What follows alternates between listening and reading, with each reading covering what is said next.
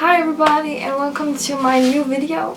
This is going to be a bit of a different video because I'm going to talk about a subject which is really close to me because I have suffered from this for about 4 to 5 years now, and a lot of people have asked me to talk about it, so I thought that I would do a video where I kind of explain what this is. If you have any questions for me afterwards, you can ask me on my Twitter or my Snapchat or any other place you would like to. So I think we should just get started with the video, and yeah. So the thing I'm going to talk about is a thing called Trichotillomania. And a lot of people may never have heard of this before, and that's quite common because not many people know about this, because it's like a mental illness that us with Trichotillomania aren't too proud to talk about. So I think that's why a lot of people haven't heard of it before. A lot of people actually is suffering from this, but a lot of people don't speak up because, as myself, I was for a long time hiding it, and I was very embarrassed about it. So yeah. So what is Trichotillomania? As I said, it's a mental illness, and it's like a compulsive disorder where you pull out your own hair. It's kind of like anxiety, stress, anything like that, OCD kind of thing. As for me, it's like a OCD thing. It's a thing I do because I'm getting stressed, or it's because it's something I have to do. A lot of people also associate it with self-harming. Some people are, but I wouldn't say myself, because I don't like to think that I'm harming myself in that way. But you can compare it to self-harming, because as I'm doing, it's like when you pull, for my sake at least, it's because when you feel like a hair that's bendy feels a lot different than the other hairs, like it doesn't belong on your head. And because I kind of strive to be perfect, I think that's why most of us pull, because we want to get like those abnormal and strange things away that we can. So when did this start? For me, it started when I was around 13 years old, and I just moved school, and I think everything got very, very stressful for me, and I think that's when everything really began. And from that words, it's just continued escalating and got worse and worse. But when I just got it, my mom noticed like a bald spot on top of my head, and she was like, "What is this?" And I was just, "Oh, it's just me, I just pulled my hair out." And she was like, "You need to stop that." And okay. And I stopped for about, I think about 3 months, and that was quite easy. And then afterwards I started again, and this time it got really bad, and I got like a bald spot on the top of my head, like this size up here. And my mom used to like braid my hair every single day to cover it, and then it got worse and worse, and then she couldn't like do the braid because I was missing so much hair. And then I started wearing hats, and I had a hat on every single day of school, which led to that I would panic every single day I was in school. I would go home early because I was crying, and I couldn't be around anyone, because I was always so scared that anyone would just pull my head off and noticed my hair, basically. So one day I remember I called my dad. I was at school, I was panicking, and I was like, "I need to go home, I can't be here." And he picked me up, and I got to my grandma's house with my dad. And then I remember that my dad just said, should I call your teacher and tell her to tell your classmates? And at that point I think I was just tired, and I couldn't handle being scared anymore, and I was just like, you know, go for it,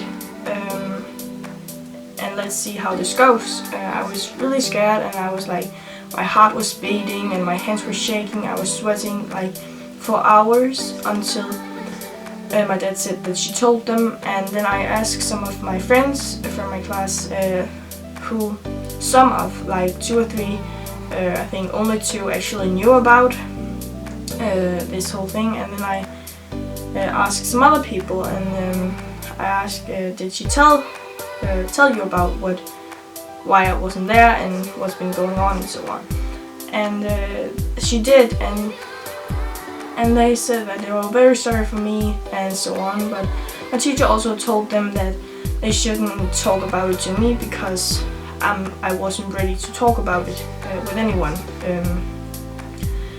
And yeah, I think, but that actually was the best decision of my entire life that I made at that point, because I wasn't scared to be in school, at least in my class.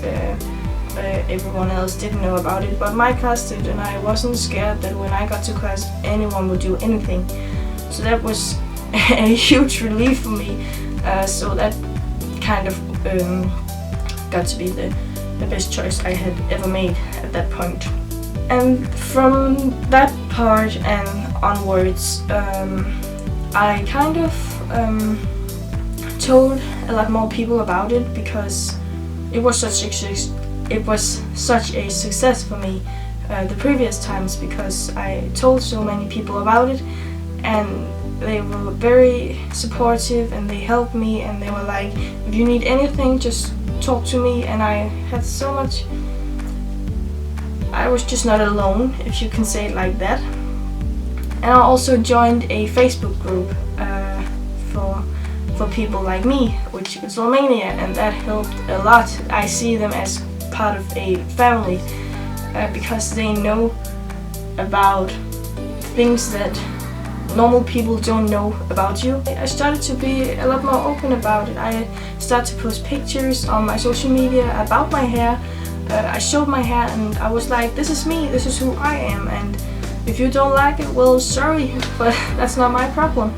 It was amazing, because I have been lucky, because not everyone like me have been lucky with people. Some people have been bullied, and that's why I kind of hid it for about 2 years of my school time. But I have been so lucky. Everyone has been so supportive, and you know, accepted me as I am, and like, okay, she have kind of those flaws and I have those flaws, and you know, no one is perfect, and I'm very grateful and thankful to family and friends who have stood by me from day one, and not even day one for everyone, but from the day that they found out, that they have supported me, because I am so grateful, because it makes everything a lot more easy for me. So I chose that in this video I will answer some questions that are asked quite frequently for people with Trichotillomania, and that maybe you guys are sitting with and want to know. But also I got some of my Trichotillomania friends who are suffering from Trichotillomania also. I will not mention any names because of because not everyone is talking openly about this, so I will not say their name. I will only read the questions.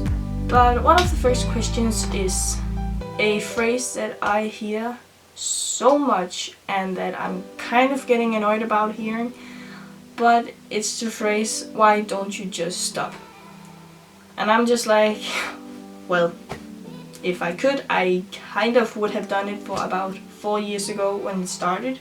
You can't just stop, and I can understand why people who is not suffering from Trichotillomania, they don't understand that it's not that simple. It's not just something you say, oh, that's bad, I'm just gonna stop. No, it's like kind of like an OCD thing. It's kind of a thing that you need to do for me, it's to relax. And I think it's like something that sits in your fingers, like my fingers are tingling, and yeah, it's just a mental thing, and it's just not something you can't just stop. You need like a lot of work, and you need to believe and be strong, and it's not always that simple. And some people are saying that, can you stop trichotillomania without medication? For my sake, some people are using medication to help them stop trichotillomania. Oh my god. Some people are using medication to stop.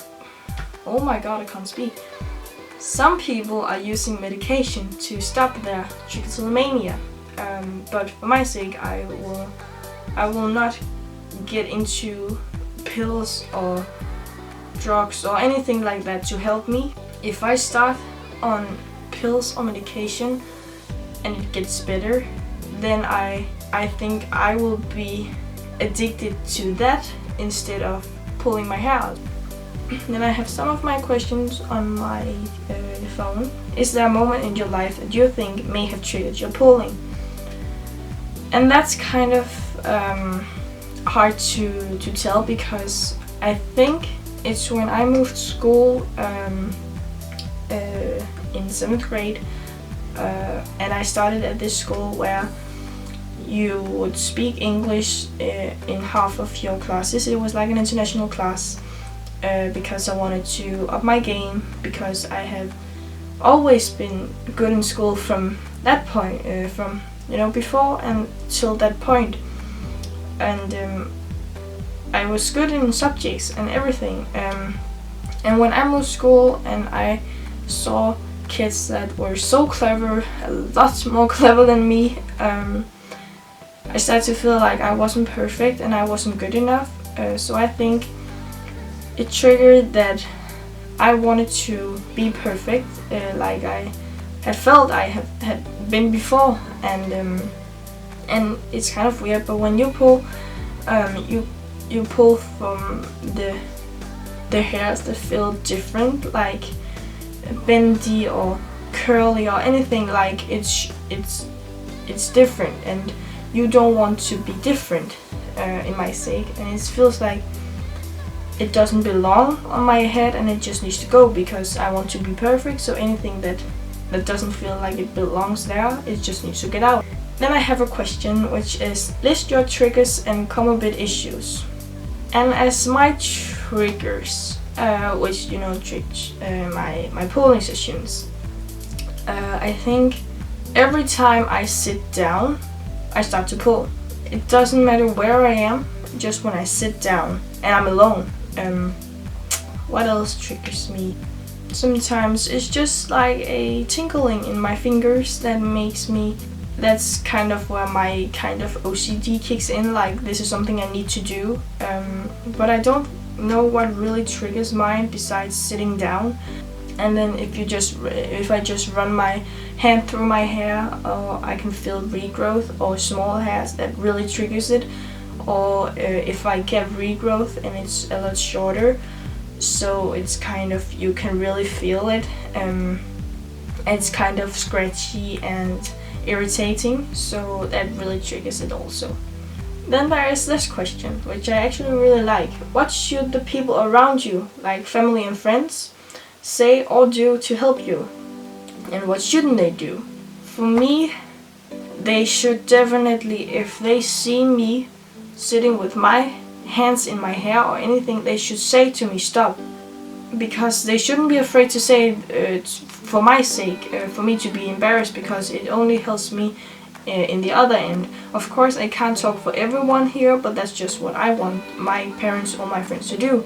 Of course, it is a bit embarrassing, because I feel like it's a bit weird that I sit and do that, and if people notice that, but it's best in the long run. So for me, I just want them to tell me to stop. Also, being supportive, help if you need it, say that, talk to, how does it go, are you still doing it, of course not in like a judgy voice, but like, be concerned about us, talk to us. If we say that, you can say like, it's fine, then you kind of know that we don't really want to talk about it. But sometimes when my mom or my dad ask me about it, I'm really open about it, and I'm like, well, at this point it's like everything is so bad and I can't focus on anything and it's just so bad. Or sometimes I'm like, yeah, it's not as bad as it could be, but because we need people to be there for us and make us feel normal. And as friends, I would say, you know, just treat us like we're normal. Don't ask about it or anything like that. If we do not want to talk about it ourselves, if we do not lead up to it, don't ask about it. Of course, I can only talk for myself at this point, but that's what helps me. If I want to talk about it, I will bring it up or lead up to it. And then there are people are asking, how can this be treated? And as far as I know, there isn't any, you know, treatment for trichotillomania, as far as I know, like medication or anything like that. Cognitive behavior therapy, where we are learning about tools that can make us stop, you know, how to deal with it and how to get through your day with trichotillomania. Yeah, so as far as I know, some people are like in hypnosis, some people are on medication. I'm not, some are. For some people it helps. But cognitive behavior therapy is kind of the main thing that I would suggest. If you notice like your daughter or son, get help as soon as you can, because for me it got out of hand because, you know, I didn't taking it too seriously. If you're noticing your daughter or son doing this, talk to them, find out what is going on, and then get help and talk to them and say you need to stop before this gets out of hand. But I think that was kind of my story about my trichotillomania, and if you have any more questions for me, just feel free to leave them in the comment box below, and I will be happy to answer a lot of them for you. You can also ask me on my Twitter or Snapchat or my Instagram if you want to, where I post some pictures about it. But also, you know, please subscribe to my channel or give this video a like if you enjoyed it. And yeah, I'll hope you really enjoyed the video, and I'll see you very, very soon, hopefully. And yeah, have a nice day. Bye.